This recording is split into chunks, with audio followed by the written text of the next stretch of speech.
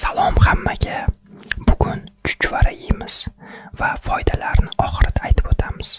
Aytgancha, ovqatni bismillah deb yemaganimga kommentariyada so'kib tashadilar. E'tiborlaringiz uchun kattakon rahmat. Bugundan boshlab bismillah bilan boshlaymiz. Bismillahirrohmanirrohim.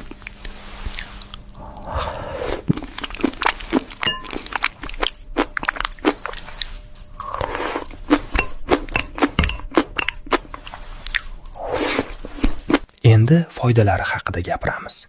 Go'shtligi oqsilga boy bo'lib, mushaklar va kuch-quvvat uchun foydali. Issiq holda iste'mol qilinganda hazmni yaxshilaydi. Uy sharoitida tayyorlangani uchun tabiiy va toza bo'ladi. Sovuq faslda immuniteti past odamlar, bolalar va o'sib kelayotgan yoshlar, kuch va quvvatga ehtiyoji bor insonlar uchun juda foydali. Yog'li va ko'p miqdorda iste'mol qilish oshqozon yoki vazn bilan muammo bo'lganlarga tavsiya etilmaydi. Me'yor muhim. Bizning kanalga obuna bo'linglar iltimos. Yaqinlar